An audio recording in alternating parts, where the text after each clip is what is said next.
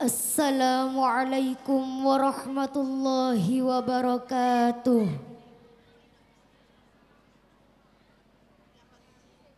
Bismillahirrahmanirrahim. Qala al-muallifu rahimahullahu ta'ala wa nafa'na bihi wa bi'ulumihi fid daraini amin. Bismillahirrahmanirrahim. Kitabu ahkamis sholati utawi iki iku kitab ing dalem nerangaken pira-pira hukume sholat. Wahya utawi sholat lughatan ing dalem cara basa iku ad-du'a du'a. Wa syar'an lan utawi sholat ing dalem cara syar'i kama qala kaya oleh dawuh sapa ar-Rafi'i Imam Rafi'i iku aqwalun pira-pira ucapan wa af'alun lan pira-pira penggawean muftatahatun kang den kawiti apa aqwal wa af'al den kawiti bit takbiri kelawan takbiratul ihram wa muhtatamatun lan den pungkasi apa aqwal wa af'al den pungkasi bitaslimi kelawan olok salam bisyara itu kang tetep kelawan piro-piro syarat makhsusotin kang den tentoaken apa syara'id.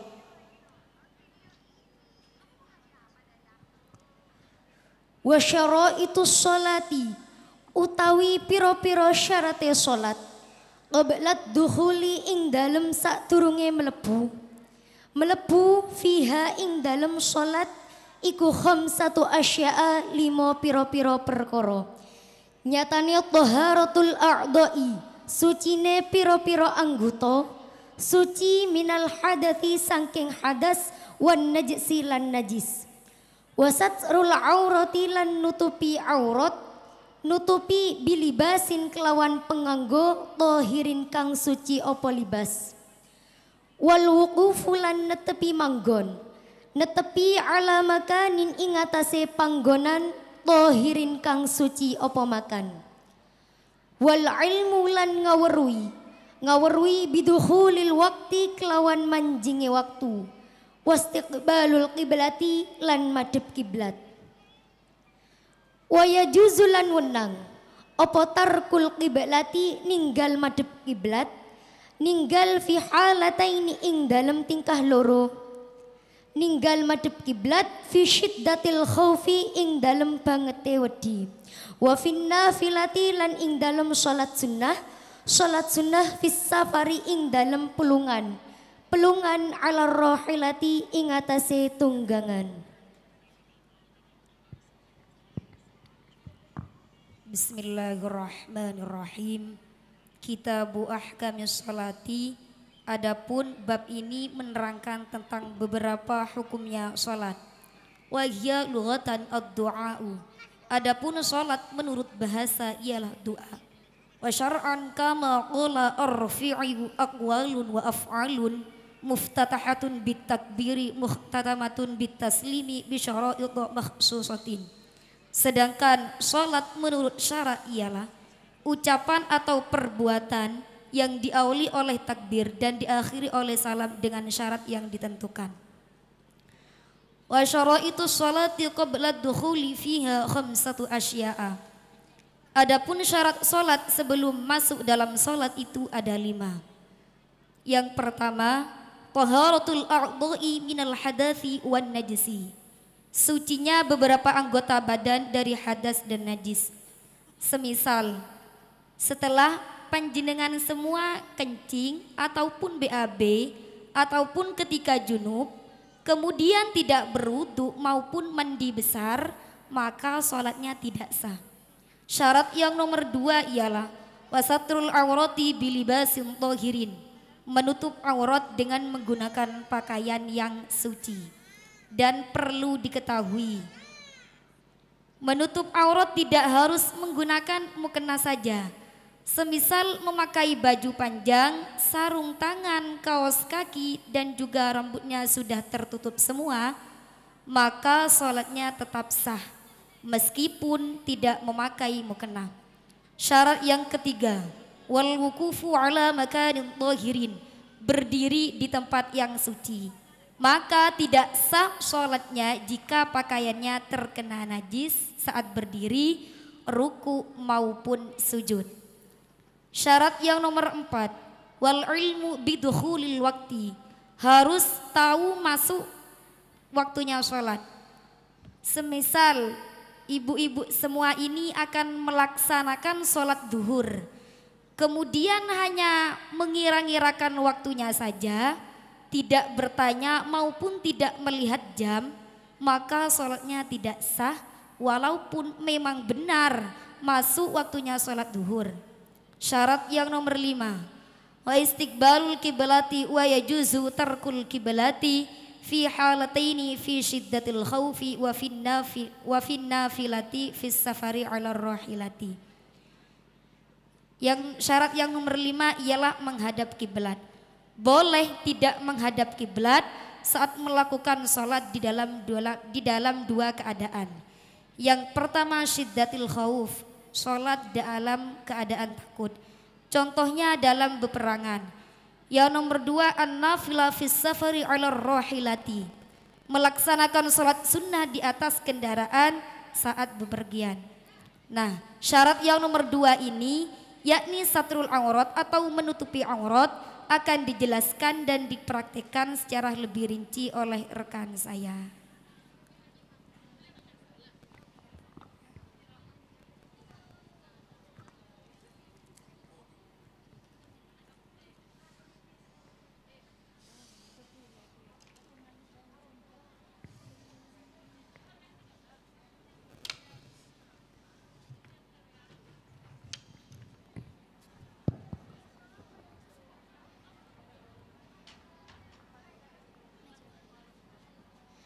Bismillahirrahmanirrahim. Di sini saya akan menjelaskan syarat sholat yang nomor 2, yakni menutup aurat. Hadirin, perlu diketahui sebelumnya bahwa aurat perempuan di dalam sholat adalah seluruh tubuh kecuali wajah dan telapak tangan. Sedangkan aurat laki-laki di dalam sholat adalah antara pusar dan lutut. Ketika kita melaksanakan sholat, hal yang harus pertama kali kita perhatikan adalah mukennah yang kita pakai. Diperbolehkan menggunakan mukennah berwarna-warni, tapi disunnahkan dan lebih dianjurkan menggunakan mukennah yang berwarna putih seperti ini. Ini disunnahkan. Kedua, jangan menggunakan mukennah yang kainnya terlalu tipis atau tembus pandang. Karena ketika kita menggunakan mukennah yang kainnya terlalu tipis, warna kulit kita dan rambut kita akan mudah terlihat. Apalagi ketika basah, misal setelah keramas. Jadi ketika kita setelah keramas kemudian menggunakan mukennah dengan kain yang sangat tipis, akan sangat terlihat rambut kita dan itu akan membatalkan sholat kita. Dan yang ketiga yang harus diperhatikan adalah mukennah kita jangan sampai terkena najis. Bukan hanya mukennah di sini, tapi juga tempat, badan, pakaian. Semuanya harus suci dari najis. Tata cara menggunakan mukennah dengan baik dan benar, yang pertama kali harus kita perhatikan adalah rambut. Nah, rambut bagian depan jangan sampai terlihat maupun rambut di bagian kepala. Maka dianjurkan menggunakan ciput atau istilahnya ikat kepala. Karena ketika kita menggunakan ikat, maka rambut area depan tidak akan terlihat, juga rambut di bagian ubun-ubun kepala. Jika kita tidak menggunakan ikat, rambut di bagian ubun-ubun kepala ini akan mudah keluar. Jadi dianjurkan menggunakan ikat kepala. Juga ketika menggunakan mukennah jangan terlalu ke atas agar tidak terlihat rambutnya. Juga jangan terlalu ke bawah agar dahi kita tidak tertutup. Karena dahi adalah salah satu anggota tubuh yang wajib menempel di tempat sujud ketika kita sujud.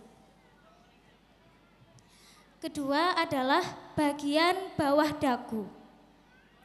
Perlu diketahui bahwa area wajah itu dari awal tumbuhnya rambut sampai dagu. Jadi bagian bawah dagu ini merupakan aurat yang juga harus ditutupi ketika sholat. Seperti ini, ketika menggunakan mukena harus menutupi bagian bawah dagu, jangan terlalu ke belakang. Jika terlalu ke belakang, maka akan terlihat otomatis ketika aurat kita terlihat, sholat kita menjadi tidak sah. Kemudian beralih ke tangan. Yang bukan merupakan aurat adalah telapak tangan. Telapak tangan. Jadi punggung tangan ini adalah aurat. Biasanya di lengan mukena itu ada cincin. Nah, ketika sholat cincin ini harus dipasang secara sempurna agar aurat kita tertutup, terutama ketika melakukan takbiratul ihram maupun iktidal, agar lengan mukena ini tidak turun ke bawah. Dan yang terakhir, dianjurkan menggunakan mukena yang panjang, jangan yang terlalu pendek. Karena apa? Karena ketika kita menggunakan mukena yang terlalu pendek, ketika sujud kaki kita akan mudah terlihat sehingga aurat kita akan terbuka. Sekian, mungkin dari hadirin ada yang perlu dipertanyakan?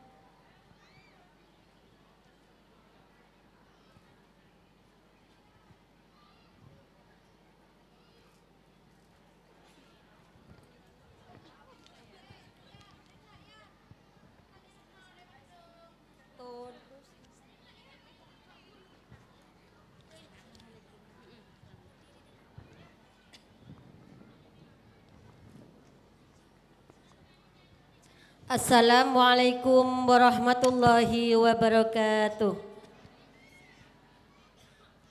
Saya ingin bertanya, bagaimana seandainya mukena yang dipakai mukena itu potong atau metu renah atau gelan? Gimana Dek caranya?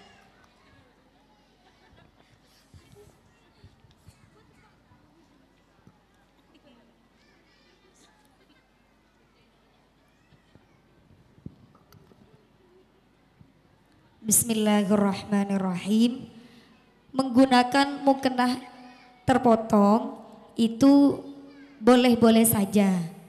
Tetapi lebih utamanya harus menggunakan ruku yang panjang atau lebih tepatnya mukena terusan. Karena apa? Jika menggunakan mukena yang terpotong, dikhawatirkan ketika takbiratul ihram ataupun i'tidal, kedua sikut ini terlihat. Kan ini juga termasuk aurat. Ya ibu-ibu, aurat. Kedua sikut ini termasuk aurat. Karena auratnya seorang perempuan itu seluruh badan kecuali wajah dan kedua telapak tangan. Maka kedua sikut itu termasuk aurat.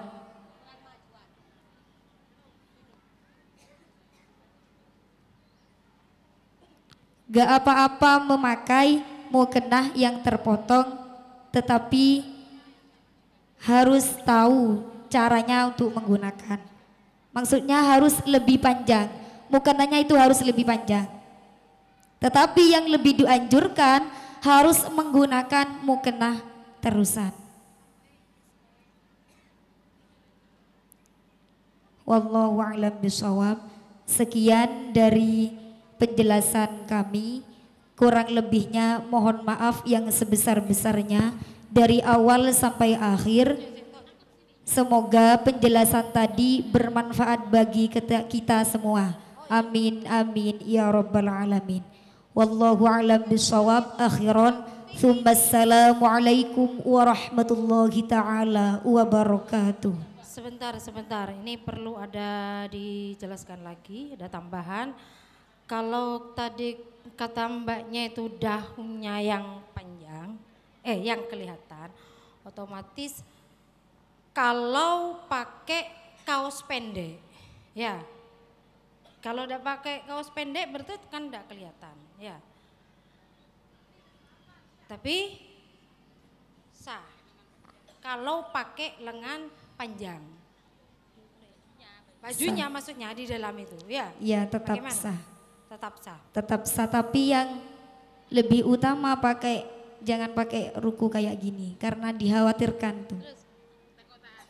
Takut dahunya deinah takut pedeng dari bebe. Coba kalau ruku. Terus itidal, sami Allah, lah itu. Lah ini. Kalau pakai ini tangannya nyelonot bein nyelonot ke dalam. Tapi yang mau nyonok itu jarang. Paling langsung Allah, jadi kebi, butuh buka kebi. Jadi pun kaos pandek ini kepedeng kebi. Ya, kalau di pondok-mondok manapun itu tidak boleh pakai potongan. Khawatirnya takut seperti itu. Kita kan harus ngasteteh. Paham ibu-ibu? Nika korang jelas kiruan. Mon asujud nih gigi ya, sujud kadang kening kelam anu ki, kening lo ki, telapak tangan nih lo ki. Nah ini kan lebih saya tetap seperti panjang nih ke saya rukun ki. Gimunteng kan sholat itu ada banyak imam menurut imam banyak ki. Menang Mekah biar abojong cara kacir bojong ki. Berusaha nih kok berusaha nyonu berus ki.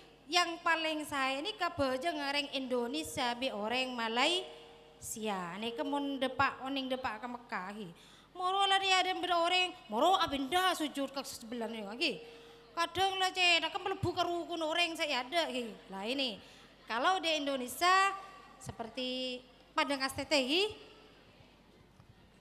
Akhiran summa assalamualaikum warahmatullahi ta'ala wabarakatuh. Beri aplaus yang meriah untuk para santriwati kita. Menginjak acara yang kelima.